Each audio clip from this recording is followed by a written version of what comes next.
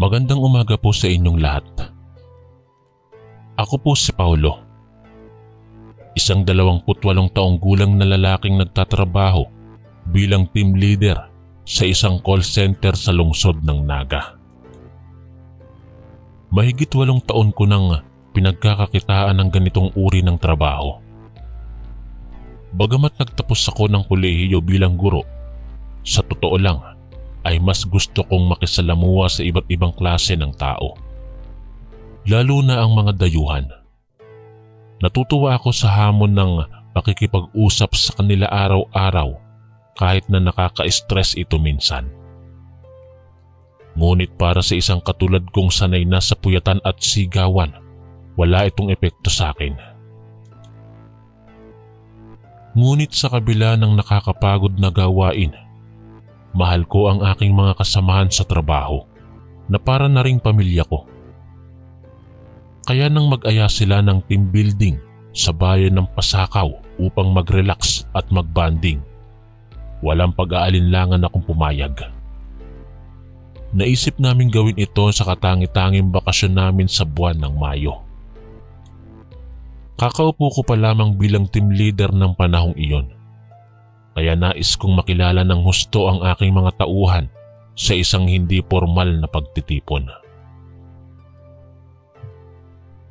Kinontak namin ang Human Resources Department at pinayagan kaming magbakasyon ng sabay-sabay bilang buong grupo.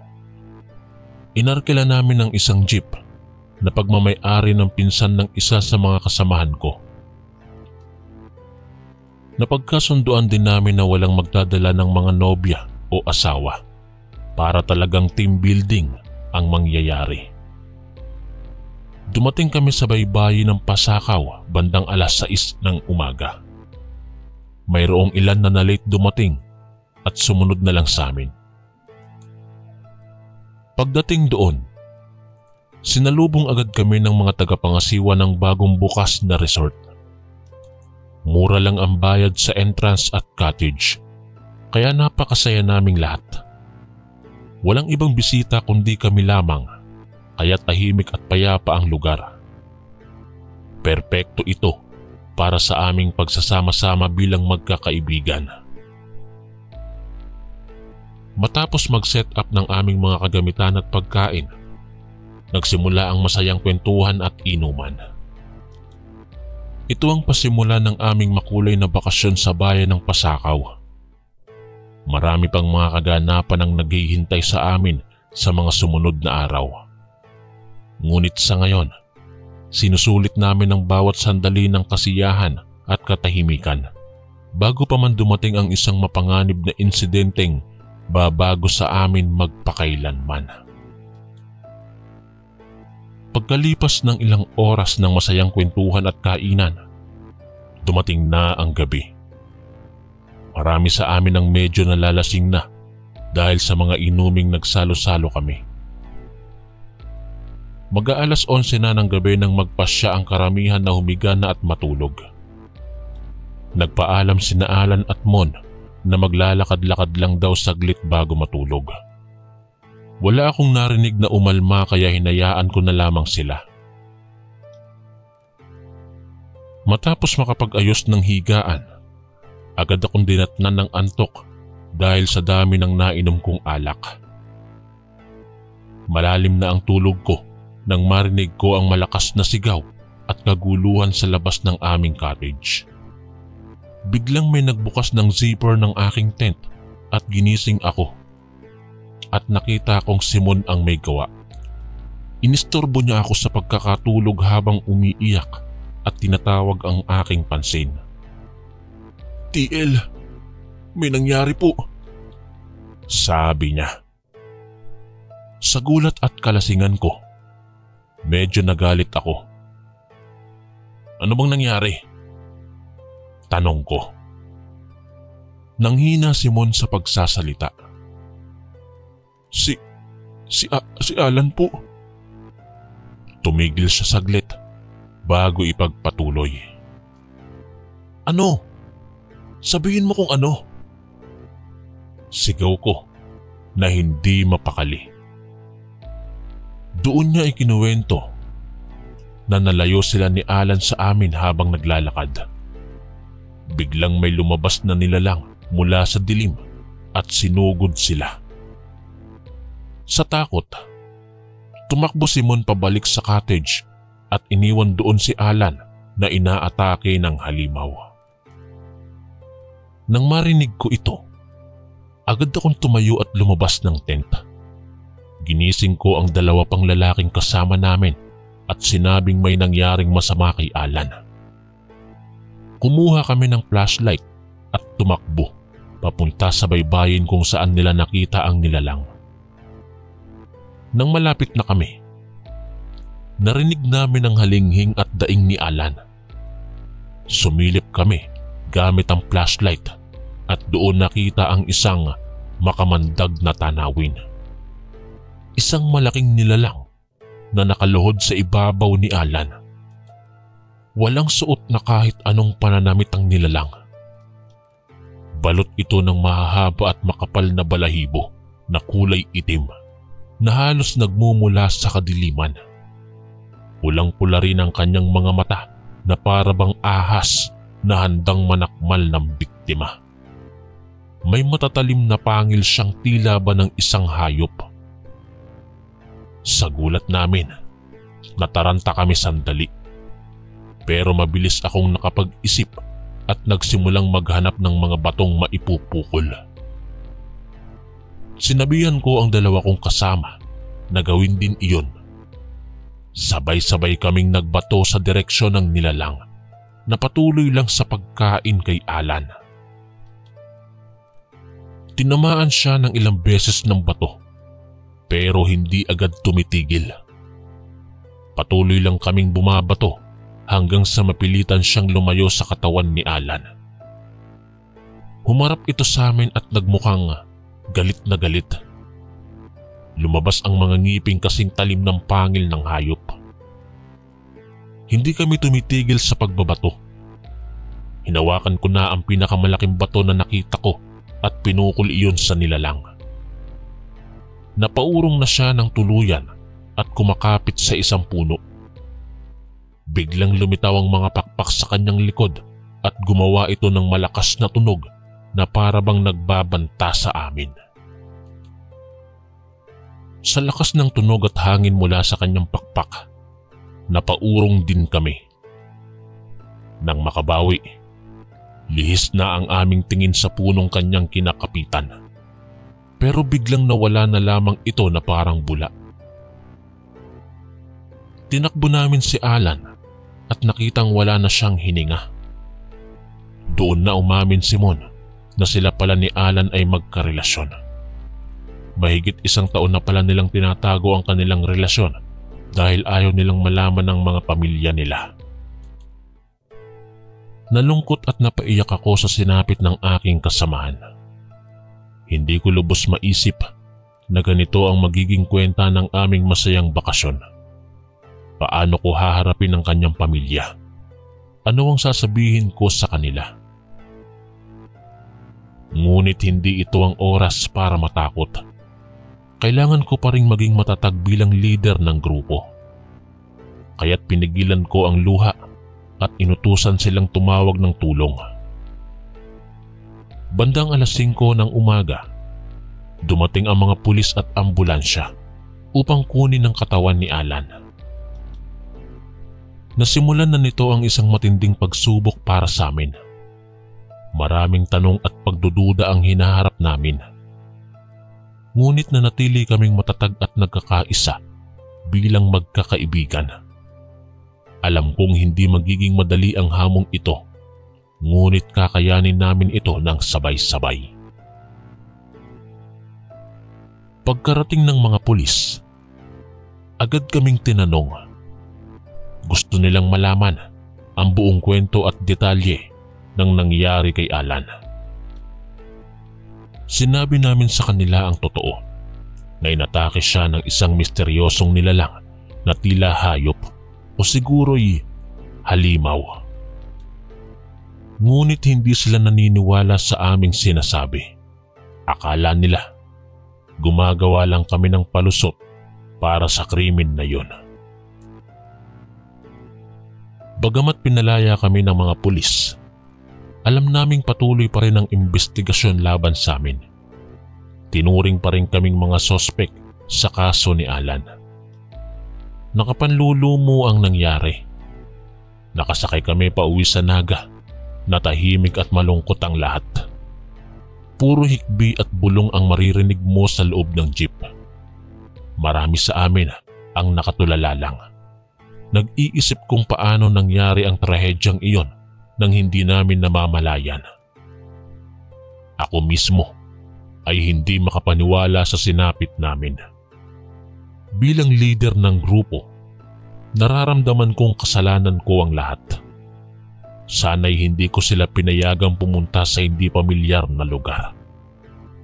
Kung tumanggi na lang sana ako ng una pa, buhay pa sana si Alan ngayon.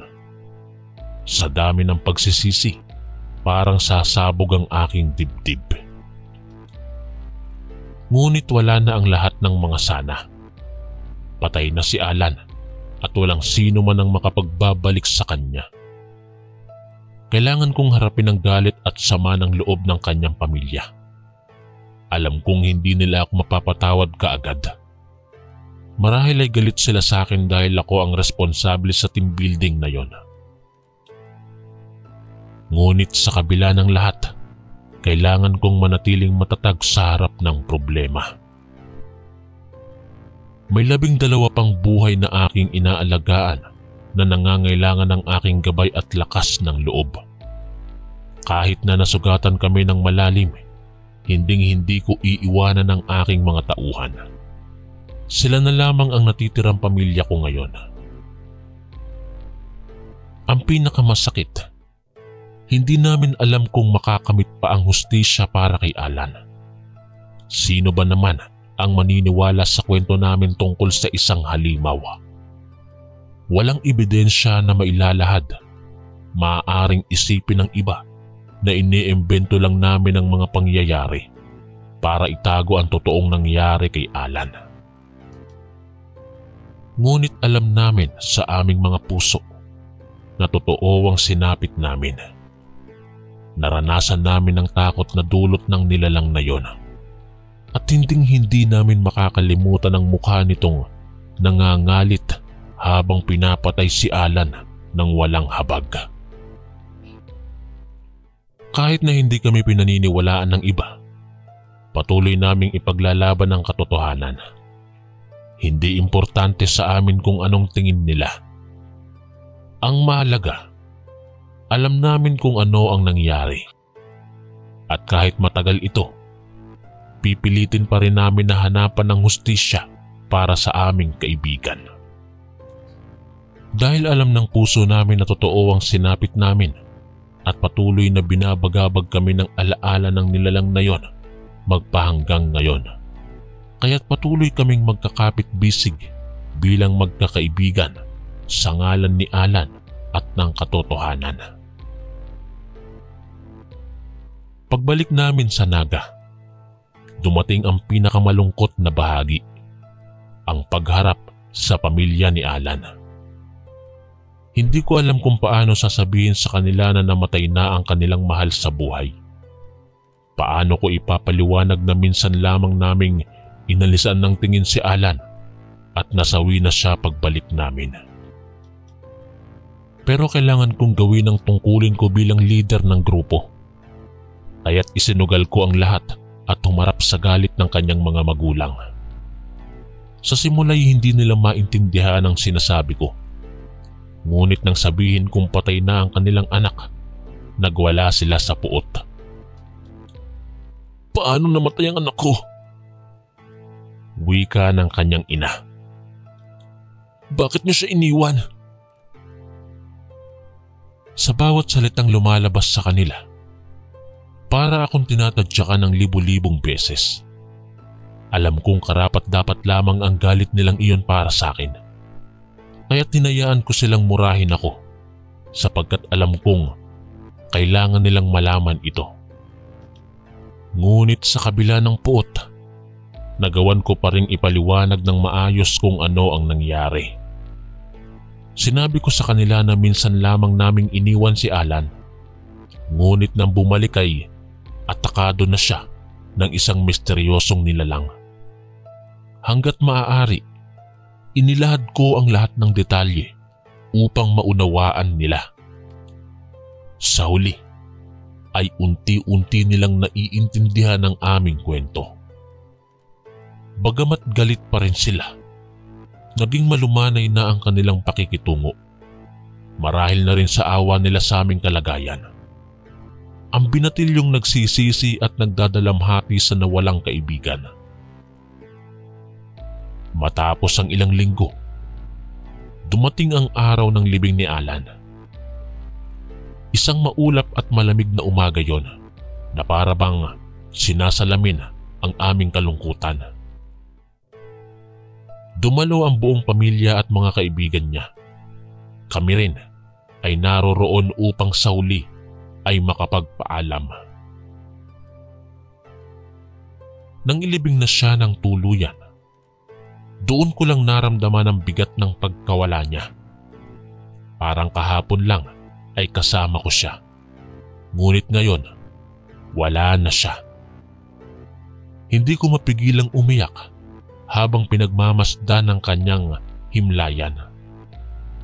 Ngunit kahit na malungkot, nagpasalamat ako sa dinanas naming pagkakaibigan kahit sa maikling panahon. Masaya akong nakilala ko siya bago pa man ginuha ng tadhana. Ang alaala niya ang nagpapaalala sa akin na mamahalin ng bawat sandali kasama ng mga mahal ko sa buhay. At sa huli, nangako akong sa abot ng aking makakaya, hinding-hindi ko hahayaang masaktang pangmuli ang sinumang miyembro ng aming samahan.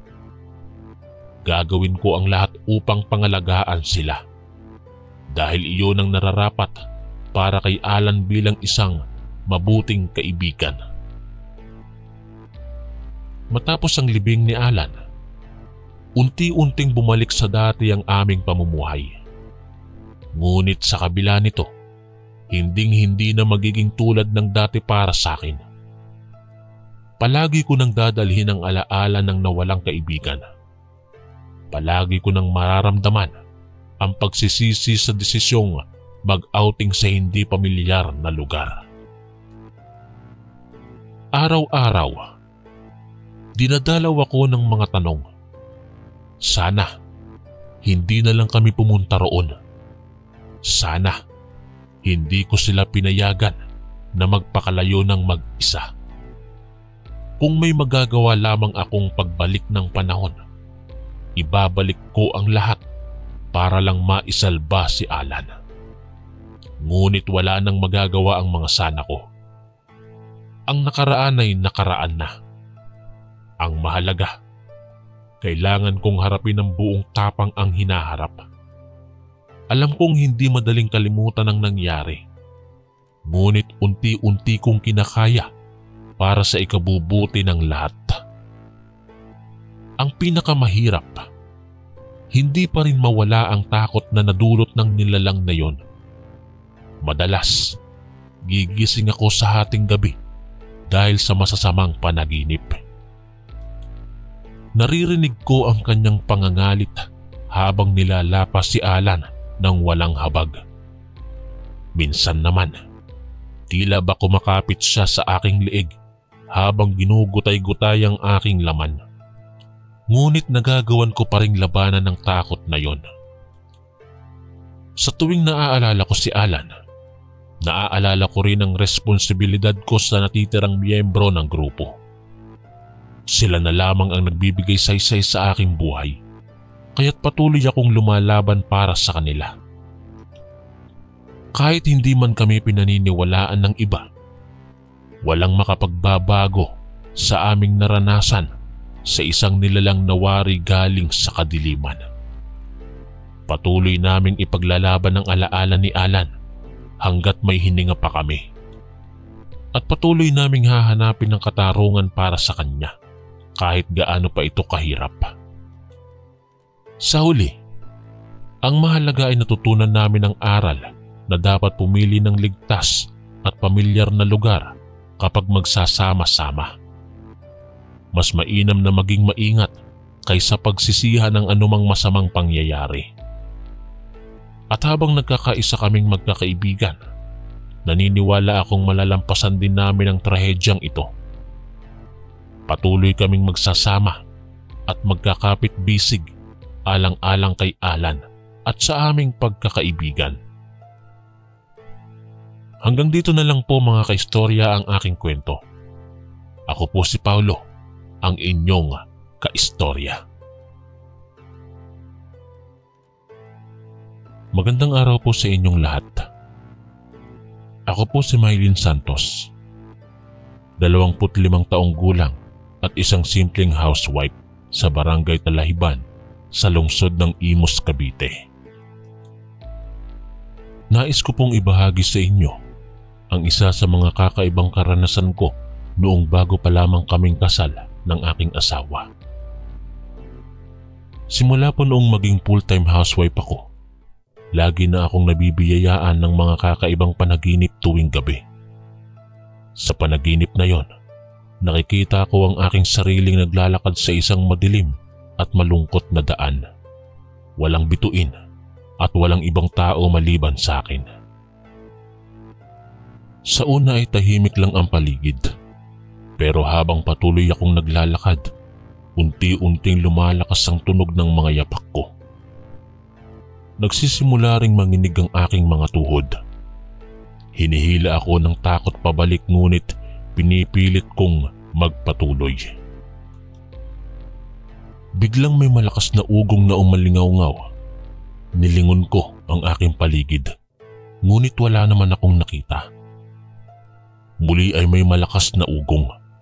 At isa pa, parang may nagugulungan sa dilim. Hindi ko alam kung ano yon, ngunit sigurado akong malaki ito at nakakatakot. Sa takot, mabilis akong tumakbo hanggang sa makarating ako sa isang lugar na may nag-iisang poste ng ilaw. Doon ay huminto ang mga yapak at ang mga ugong. Ngunit sa pagtitig ko sa ilaw, may lumabas na matandang babae. Walang imik ang matanda. Tiningnan lang niya ako ng matagal. Kahit hindi siya nagsasalita, nararamdaman kong may gusto siyang sabihin sa akin. Tumango ako bilang pagpayag. Inilahad niya ang kanyang kamay at may hawak siyang isang pinggan na itim na kanin. Inalok niya ito sa akin. Sa unang tingin, mukhang masarap ang itsura ng kanin kahit na itim ito. At dahil gutom na ako, kinuha ko ito mula sa kanya at dali-daling kinain. Mapait ang lasa, ngunit kinain ko pa rin ng buong sigla. Sa bawat subo, para akong nabubuhay muli. Sa bawat lunok, para akong naliligtas mula sa kamatayan. Sa sandaling yon, pakiramdam ko walang anumang bagay ang mahalaga maliban sa pagkain ng itim na kanin. Ngunit pagkatapos kong makain ng huling butil, biglang nawala ang matanda at kaagad din akong nagising. Yun ang kauna-unahang beses na napanaginipan ko ang matandang yon at ang itim na kanin. Pero tiyak kong hindi ito ang huling beses. Matapos ang unang panaginip na yon, unti-unting nagsimula akong magbago. Una sa lahat, pumapangit na ang aking pangangatawan. Ang balat kong dating maputi at malinis ay unti-unting nagdidilim. Mula sa kulay na maputi, naging kayumanggi hanggang sa maging kasing itim na ng uling. Hindi lang yon, pati ang aking mga mata na dating malinaw ang paningin ay nagsimula ring magdilim. Halos hindi ko na makita ng maayos kapag umaga. Kapag gabi naman, halos bulag na ako sa kadiliman. Bukod pa rito, unti-unting nalalagas din ang aking buhok Tuwing magsha-shampoo at magkukonditioner, puno ng buhok ang aking kamay pagkatapos. Kung dati makapal at mahaba ang aking buhok, ngayon ay manipis at maikli na lang. Kung tutuusin, halos kalbo na ako. Ang mga pagsusuka ay isa pa sa nararanasan ko araw-araw.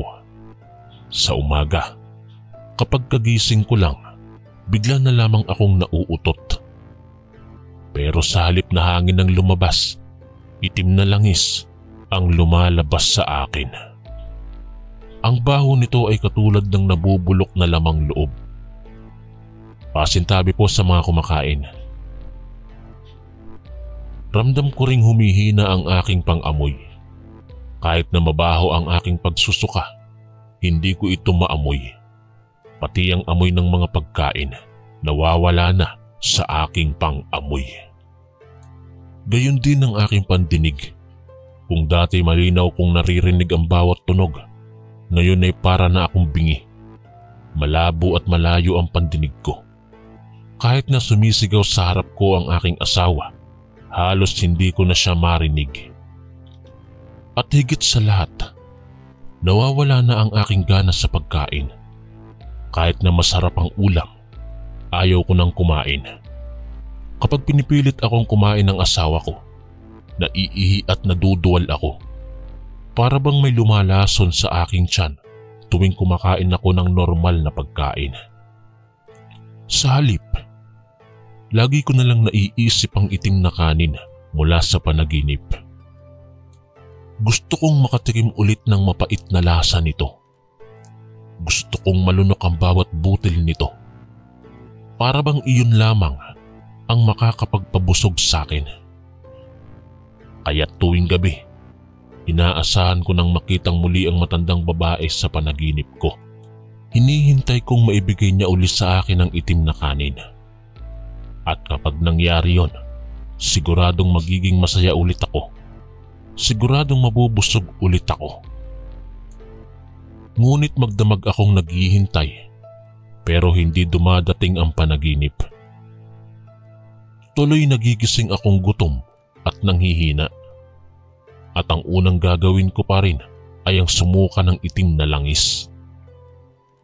Dahil dito, hindi ko maiwasang magalit. Galit ako sa matandang hindi na nagpapakita sa panaginip ko. Galit ako sa asawa kong palagi na lang nag-aalala. Galit ako sa sanggol kong anak na palagi na lang umiiyak. At ang higit sa lahat, galit ako sa sarili ko. Galit dahil hindi ko alam kung ano ang nangyayari sa akin. At galit dahil wala akong magawa para mapigilan ang mga pagbabagong ito. Kaya naman kapag nag-iisa, humahagulgol na lamang ako. Umiiyak ako ng walang tigil. Humahalinghing at sinisisi ang sarili ko sa lahat ng nangyayari.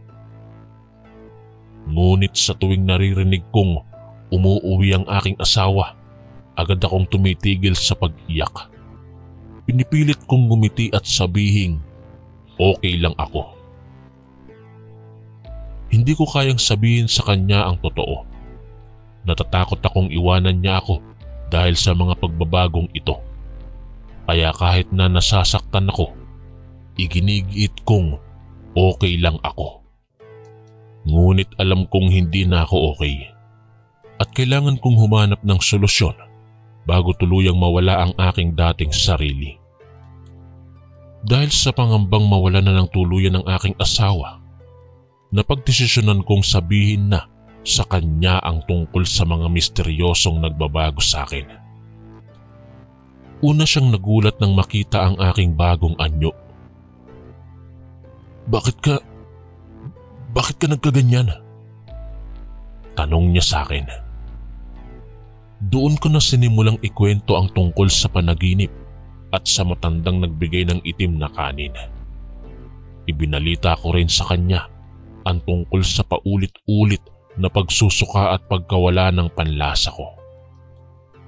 Sa una ay hindi siya makapaniwala.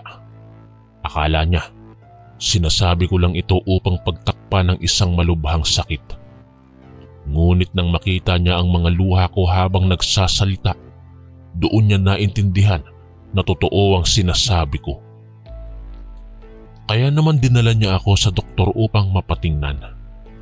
Nagpa-x-ray, ultrasound at iba't ibang laboratory exams. Ngunit makalipas ang ilang araw, walang makitang anumang sakit ang mga doktor. Kaya naman napagdesisyonan naming dalhin ang problema ko sa isang espesyalista, ang albularyo. Si Mang Berto, ang pinakamatandang albularyo sa aming lugar. Kilala siya sa paggagamot ng mga kakaibang sakit na hindi kayang lunasan ng agham. Nang marinig ni Mang Berto ang kwento ko, seryosong tumango siya. Nalalasog ka ng kulam. Wika niya. Ayon kay Mang Berto, ang itim na kanin na aking kinain sa panaginip ay hindi ordinaryong pagkain. Ito raw ay binigkas ng mahika upang unti-unting baguhin ng isang tao hanggang ito'y tuluyang maging halimaw. Ang matandang babaeng nagbigay sa akin nito ay isang bruha o mangkukulam. Layunin niyang gawin akong isa sa mga alipin niya sapagkat kulang na sila ng mga tauhan.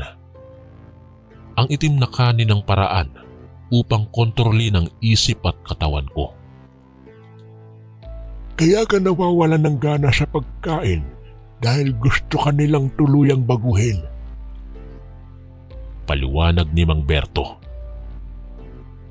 Kapag nawala na ang pagkatao mo, mas madali ka na nilang maaalipin. Nang marinig ito ng asawa ko, galit na galit siya. Paano natin mapipigilan to? Tanong niya kay Mang Berto. May paraan naman dyan, pero mahirap. Tugon nito. Kailangan mo nang alisin ng nakakalasang kulam sa katawan mo. Pagkatapos, kakailanganin mong uminom ng mga herbal na makapagbabalik ng lakas mo.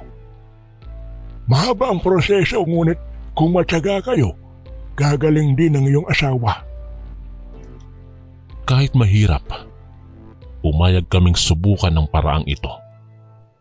Araw-araw dinala ako ng asawa ko kay Mang Berto. Doon niya ako pinainom ng iba't ibang mga inumin na ginawa mula sa halamang gamot. Sumasakit ng tiyan ko sa mga inuming yon, ngunit pinilit kong ubusin. Ginawa ko ito ng paulit-ulit sa loob ng isang buwan. Unti-unti kong naramdaman na bumabalik ang dating lakas ng katawan ko. Ngunit ang pinakamahalagang bahagi ng proseso ay ang ritual na ginawa ni Mang Berto upang alisin ang sumpa ng kulam. Naganda siya ng mga kandila, kampana at tinapay na inihanda niya sa isang masinsinang seremonya. Habang nagdadasal siya ng mga katagang hindi ko maunawaan, nilagyan niya ako ng tinapay sa ulo. Pinatunog rin niya ang mga kampana sa paligid ko. Nang matapos ang ritual, pakiramdam ko ay gumagaan na ang pakiramdam ko. Mula noon, unti-unti nang bumalik ang dating kulay ng aking balat. Bumalik din ang sigla ng aking mga mata at nawala na ang panghihinang nararamdaman. Ngunit ang pinakamasaya, hindi ko na muling napanaginipan pa ang matanda o ang itim na kanin. Nabuhay ulit ang dati kong hilig sa pagkain at naging malakas ulit ang pakiramdam ko araw-araw. Napakasaya ko dahil nalampasan ko ang nakakamatay na kulam na yon. At higit sa lahat, masaya ako dahil hindi ako iniwan ng aking asawa sa gitna ng mga pagsubok na yon. Pagkalipas ng ilang buwan, tila huling biyaya na ng langit ang aming tinanggap. Napag-alaman kong buntis ulit ako. Napakasaya naming mag-asawa sa balitang yon. Para kaming binigyan ng bagong pag-asa matapos ang lahat ng pinagdaanan namin. Ngunit kasabay ng saya ay ang pangamba. Natatakot kaming pareho na baka maulit muli ang nakalalasong panaginip at maapektuhan ng sanggol sa aking sinapupunan. Kaya naman bago pa man lumaki ang tiyan ko, dinala agad ako ni Rico kay Mang Berto. Humingi kami ng payo kung paano mapoprotektahan ang aming sanggol. Binigyan niya kami ng isang anting-anting na gawa sa tanso. May nakaukit ditong mga kakaibang salita at disenyo. Sabi niya, ito raw ang magpoprotekta sa akin mula sa masasamang panaginip at mahika. Bilin pa niya, dapat laging isuot ko ang anting-anting na ito, maging tulog man o gising. Kahit maligo o kumain, hindi dapat ito tanggalin. Sinunod ko naman ang payo ni Mang Berto. Bawat gabi, idinidikit ko ito sa aking dibdib bago matulog. Kapag naliligo naman, isinusuot ko pa rin ito. Sa unang buwan ng pagbubuntis, wala namang kakaiba o masamang panaginip na dumarating. Ngunit nang pumasok na ako sa ikalawang buwan, muli itong bumalik. Isang gabi, nakita ko ulit ang dilim na daan patungo sa nag-iisang poste ng ilaw. At naroon ulit ang matanda. Nakangiting hawak ang itim na kanin. Ngunit bago pa man niya ako lapitan, biglang tumunog ang isang malakas na palakpak. Sumilay si Mang Berto na may dalang sweetseat. Hinampas niya ang bruha hanggang sa naglaho ito sa ere. Kinuha niya ang kamay ko at pinaalalahan ng huwag kainin ang anumang bagay na ibinigay ng matanda. Pagkatapos ay nagising na ako. Mula noon, lagi nang nagbabantay si Mang Berto tuwing gabi upang puksain ang matandang bruha sa panaginip ko. Dahil doon, tuluyan na itong nawala at nakatulog na ako ng mahimbing. Dumating ang araw na isinilang ko ang aming sanggol na babae. Napakaganda niya at napakalusog. Walang anumang diferensya o karamdaman. Sa tulong ni Mang Berto, nalagpasan namin ang lahat ng hadlang at pangamba. At sa wakas, buo na ulit ang aming pamilya. Taos-puso akong nagpapasalamat kay Mang Berto sa lahat ng tulong na ibinigay niya. Kung hindi dahil sa kanya, malamang naging bruha na rin ako o namatay na sa sumpa ng kulam. Masaya kaming nabubuhay ng aking pamilya ngayon. Masigla ang aming sanggol at masaya kaming mag-asawa. Higit sa lahat, natutunan ko ang mahalagang aral na huwag tanggapin ang anumang bagay mula sa hindi kilala. Maaaring magmukhang kawawa o mabait sila, ngunit maaaring may masamang hangarin. Dahil dito, laging mag-ingat sa mga taong nagbibigay ng mga bagay nang walang kapalit. Maigi pa ring magduda kaysa masaktan. Matapos ang lahat ng pinagdaanan, masasabi kong salamat sa tulong at gabay ni Mang Berto. Nakamit din namin ang minimithi naming pagbabagong buhay. Una sa lahat, hindi na kami nakikitira sa aming lumang tirahan. Nakatira na kami sa isang bagong subdivision na mas malapit sa syudad. Dahil dito, nabawasan ang pagod ng aking asawa sa kanyang araw-araw na biyahe, papunta't pauwi sa trabaho. Mas maaga na siyang nakakauwi kaya mas marami na kaming oras na magkasama ng aming pamilya. Ikalawa, napagdesisyonan kong bumalik na rin sa trabaho. Nag-apply ako bilang isang admin assistant sa isang maliit na kumpanya. Bagamat pagod sa unang linggo, na-enjoy ko naman dahil masaya ang aking katrabaho. At higit sa lahat, masaya akong muli akong nagkaroon ng sariling kita na maitutulong ko sa aming pamilya. Sabay kaming gumigising ng asawa ko tuwing umaga ngayon. Sabay din kaming naghahanda para sa aming pagpasok. Siya ang nagdadala sa aming anak sa nursery habang ako naman ay pumapasok sa opisina. Pag-uwi naman, sabay kaming nagluluto at kumakain ng hapunan. At sa gabi, magkasama kaming pinapatulog ang aming munting prinsesa bago kami parehong matulog. Buo na ang aming pamilya at wala nang anumang puwang para sa takot o pangamba.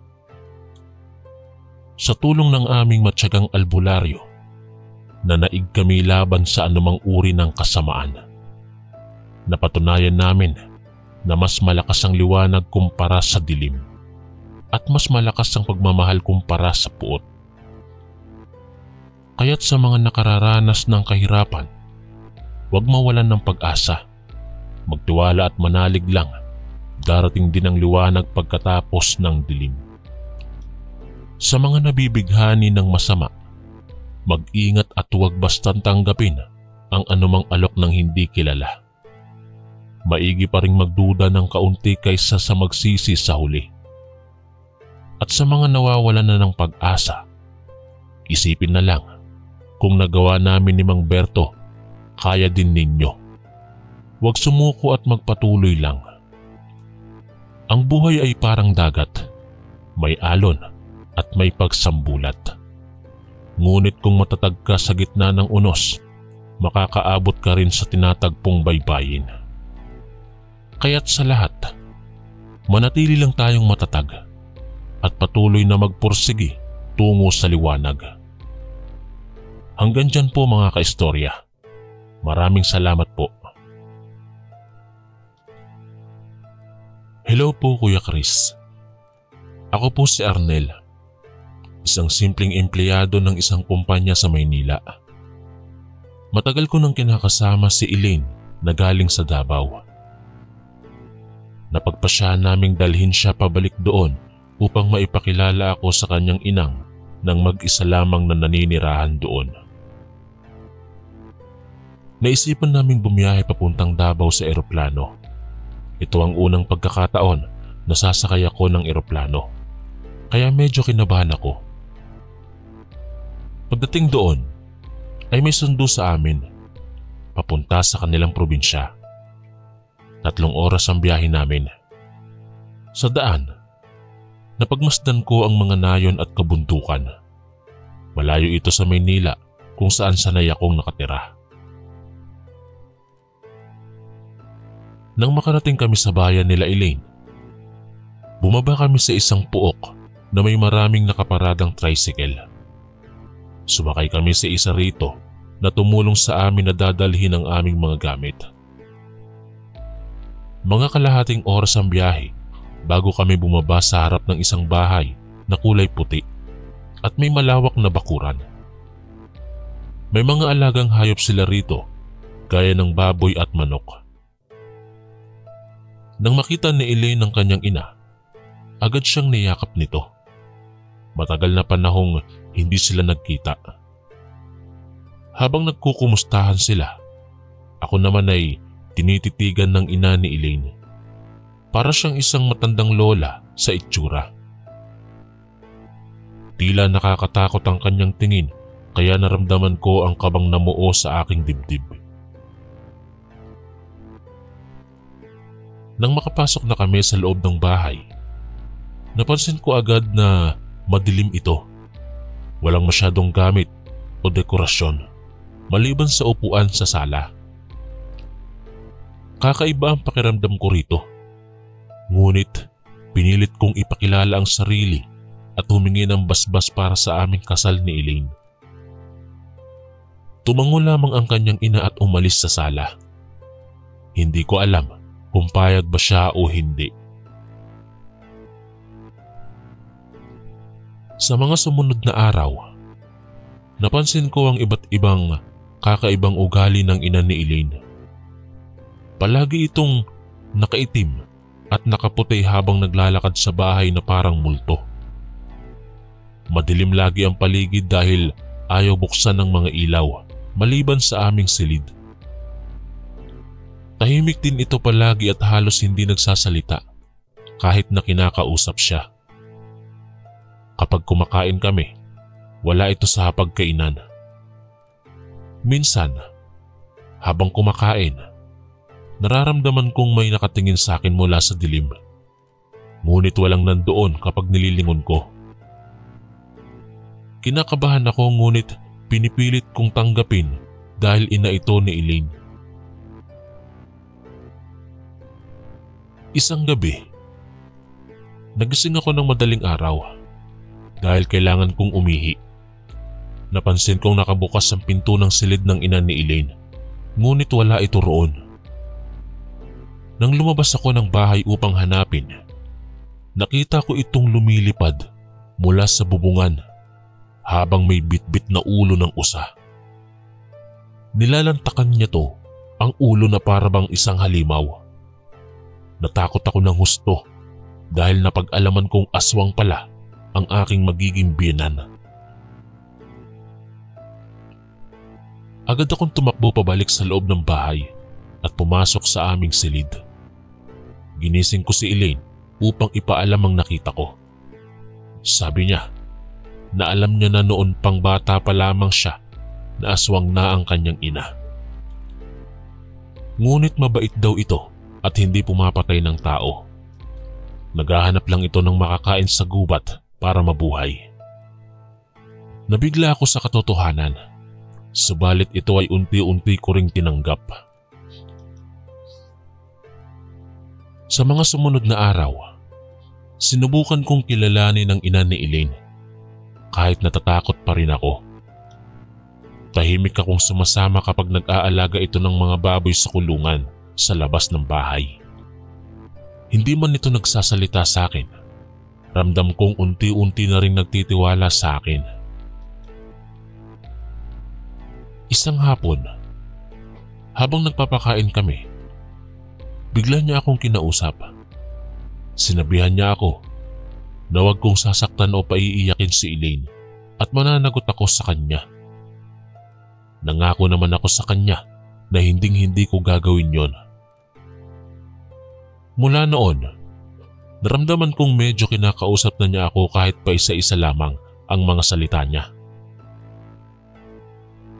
Nang panahon na para umuwi sa Maynila, nagpaalam kami ni Elaine. Binigyan kami ng ina niya ng mga prutas na dadalhin pabalik. Bago umalis, muling nagbabala sa akin ang kanyang ina.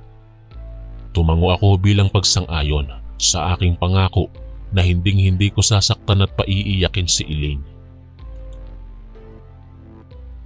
Pagbalik namin sa Maynila ni Elaine, diretso kaming naganda para sa aming kasal.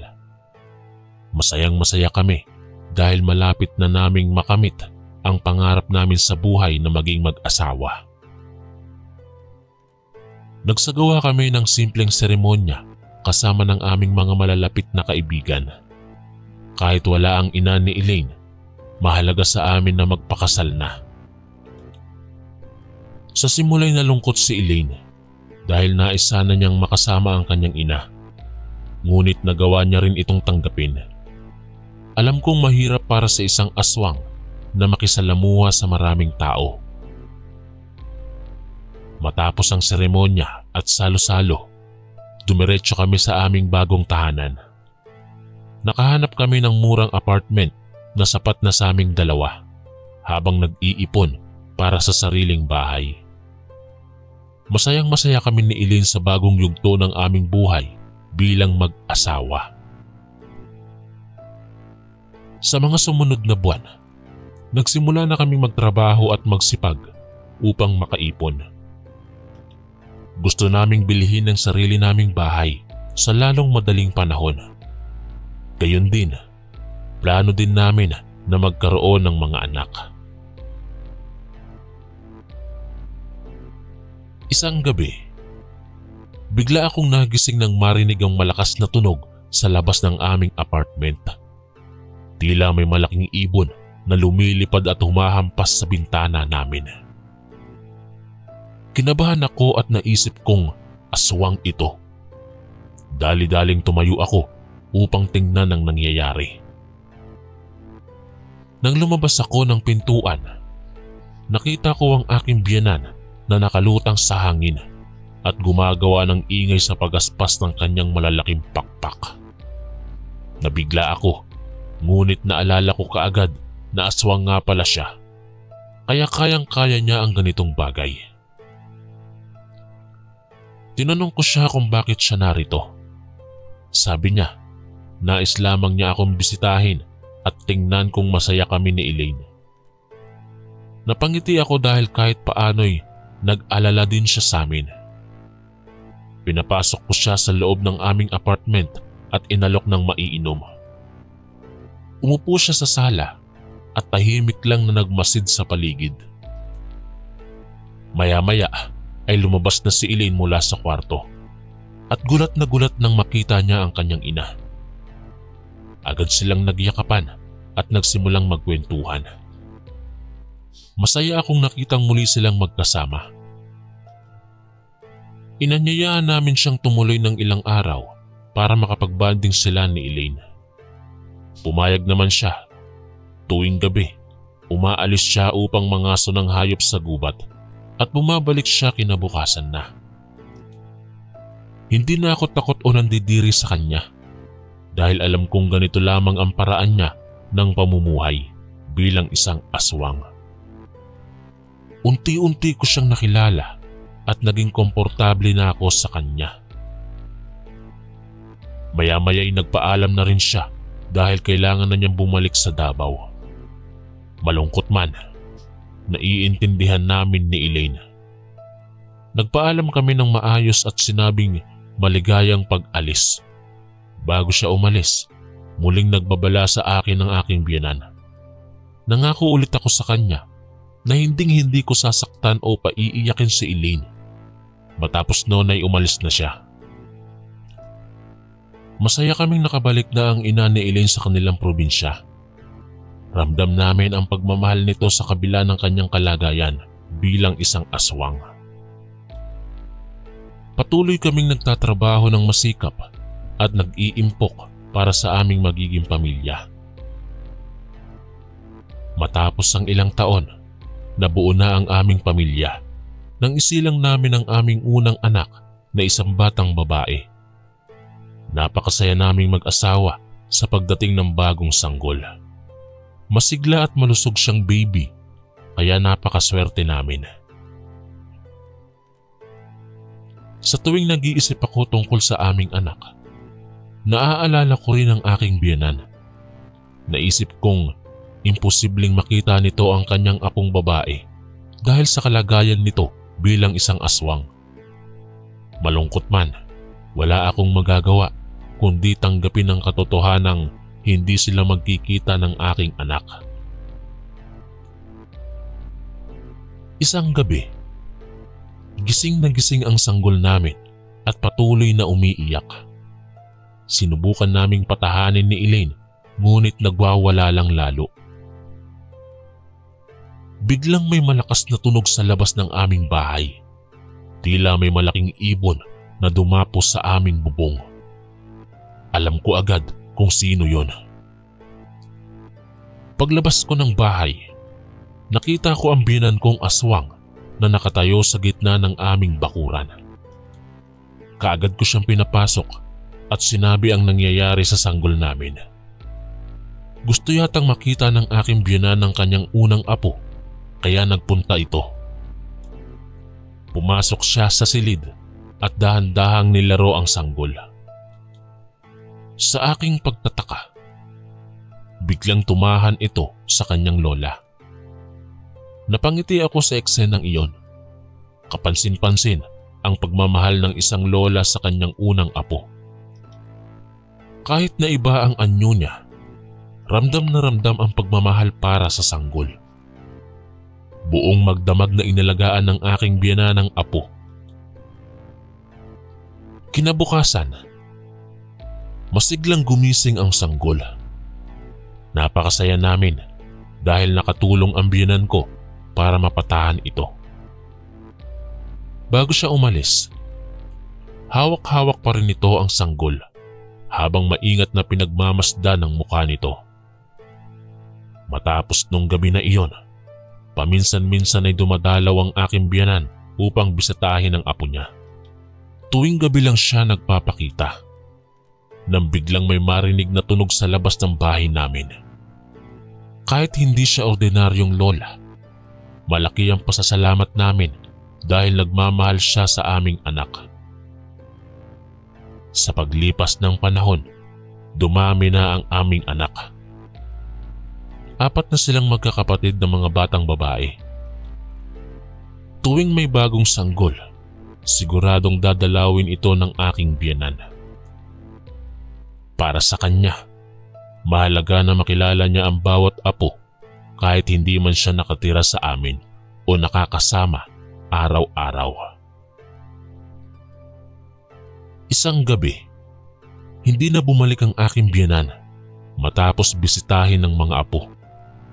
Alam namin ni Elaine na darating din ang panahong bigla na lamang mawawala ang kanyang ina. Ayon kasi sa kanya, sinabihan na siya nito nung bata pa lamang siya na isang araw ay mawawala na lamang ito ng hindi inaasahan. Kaya't hindi na kami nagulat nang hindi na ito muling bumalik. Bagamat malungkot dahil hindi na namin siya muling makikita, natutuwa kami dahil nakilala niya ang aking mga anak, ang kanilang kakaibang lola, bago ito tuluyang mawala. Habang lumalaki ang aming mga anak, patuloy kong binabahagi sa kanila ang tungkol sa kanilang lola upang manatiling buhay ang alaala nito sa aming pamilya. Matapos ng ilang taon, lumaki na ang aming mga anak. Nag-aaral na sila at umaasenso sa buhay. Habang tumatanda sila, patuloy kong ikinukwento ang tungkol sa kanilang kakaibang lola na isang mabait na aswang.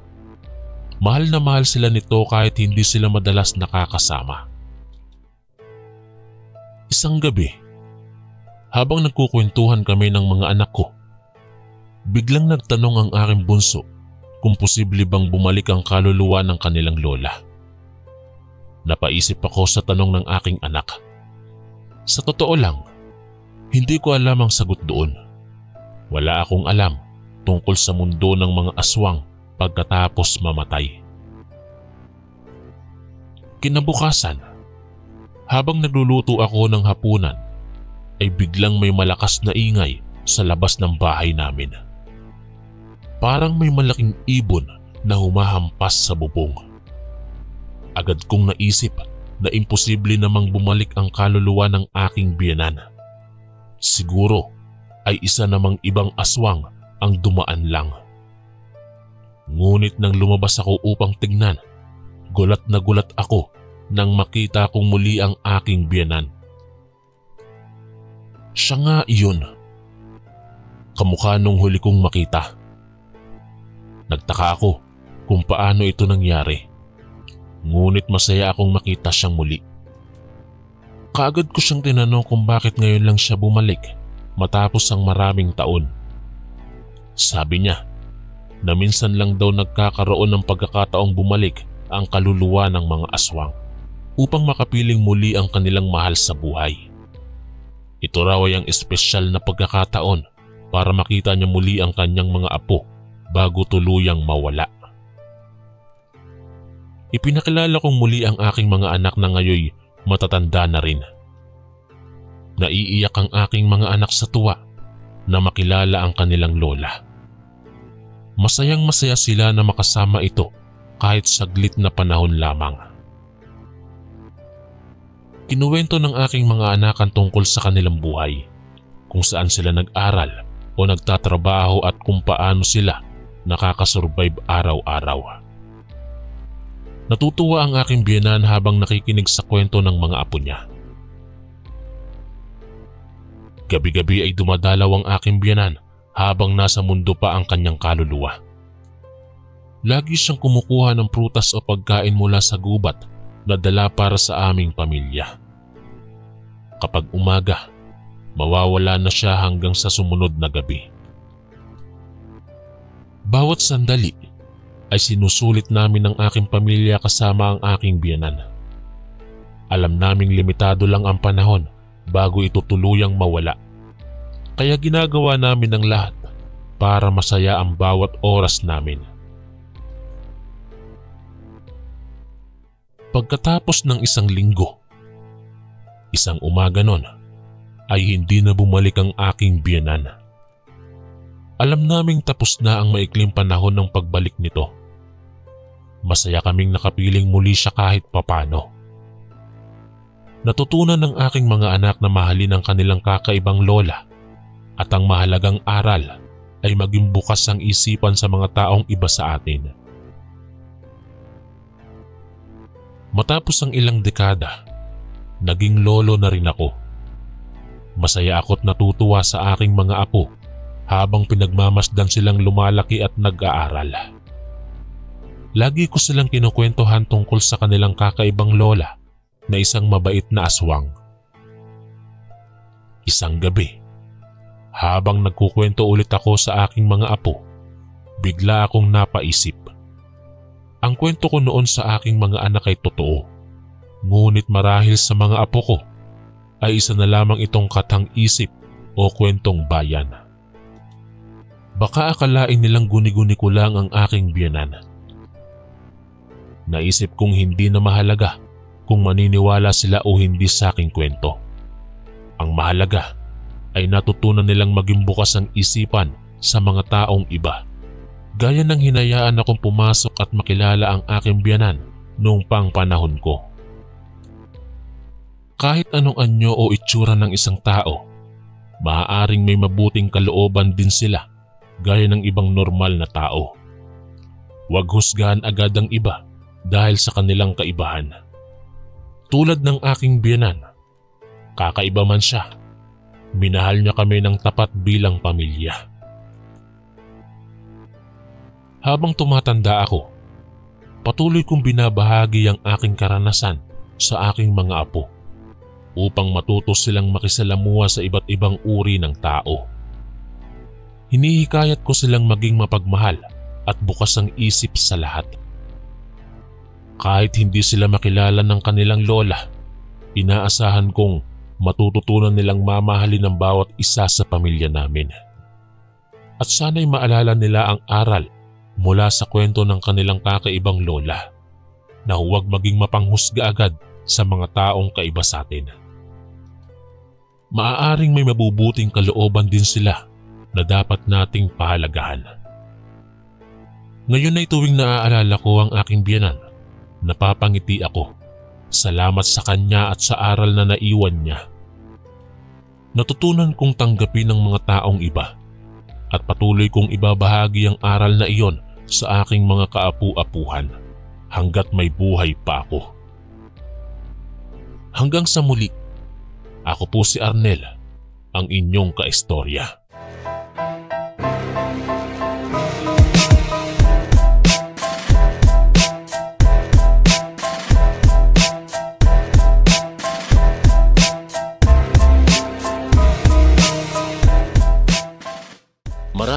Maraming salamat po mga kaistorya sa pakikinig. At kita-kits po ulit bukas para sa isa na namang nakakatakot na kwento. Ito po si Kuya Chris, ang inyong kaistorya. God bless po at ingat po lagi.